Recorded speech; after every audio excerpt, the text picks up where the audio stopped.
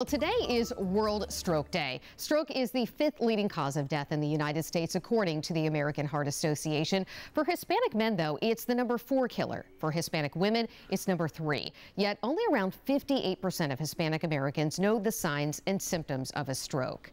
The Heart Association, though, is looking to raise awareness among the Hispanic community with the launch of a new website. It offers critical information, including warning signs and where to find help, all in Spanish, to help make that information easier to digest. The more that we can make resources accessible to all languages, we do have a lot of resources, not just in Spanish, but in other languages as well, the more we can do to outreach and work on that health equity. Everybody has a heart, everybody has a brain, and everyone deserves to be empowered to know how to take care of those things. Well, the website has the same information as the English reading site and interactive features, including taking a selfie to see what it would look like if your face was drooping because of a stroke. And there are plenty of other interactive ways that you can spot the signs of a stroke.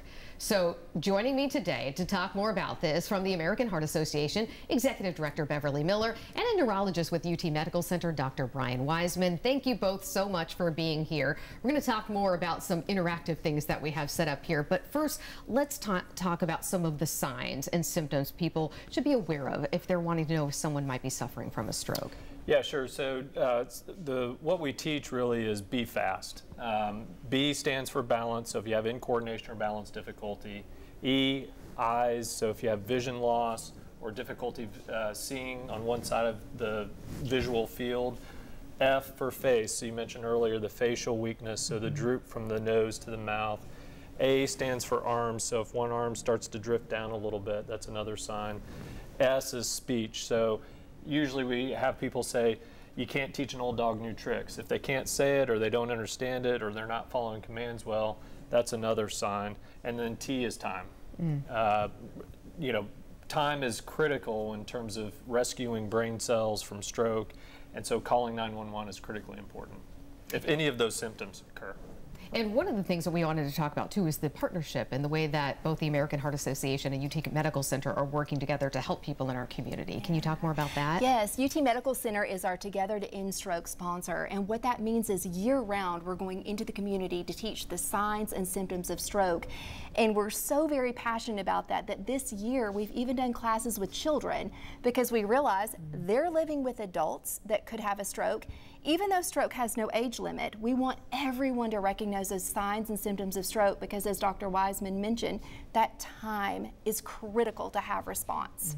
And speaking of time, I mean, how critical of the time are we talking about where seconds, minutes really matter and count? So some studies have suggested that 2 million neurons die each minute someone's having a major stroke. So every minute that goes by, you're losing 2 million neurons. And we can save those nerve cells if you get to the hospital in time. And we can start our treatments as soon as possible. Yep.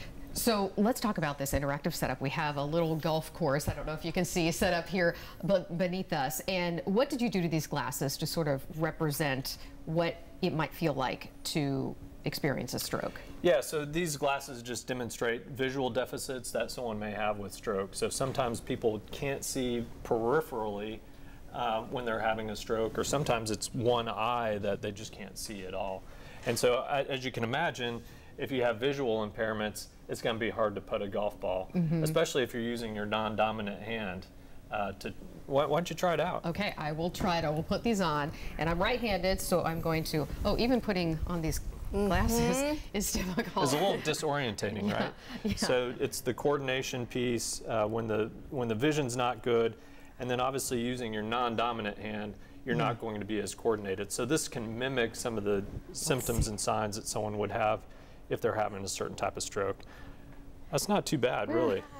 But and the reason we're doing this, it's kind of a fun little thing, but it can give you the feeling, if you were to maybe try something like this, of a feeling you might not recognize, and you might think, oh, I just feel a little bit off, but we should recognize that it could potentially be a sign of a stroke. That's correct, and it's not only important for, sometimes the person that is having the stroke doesn't recognize that they're having it. So that's why it's critically important to educate everyone out in the public. These are the signs and symptoms of stroke. This is what indicates you need to call 911. and getting people to the hospital as soon as possible is critical. And one last thing before we leave, there is an interactive tool on the website that people can go through and find out stuff about this. There is. Our website, stroke.org, has this interactive tool where you can go on and you can see what your face would look like if it's drooping. You can hear your speech if it's slurred. And when you visit our stroke.org website, there is a link for the Spanish website also, so you can access both through that. Perfect. Well, thank you both so much for talking about this and being with us here today. We appreciate it. Yeah, thank you. Now we will send things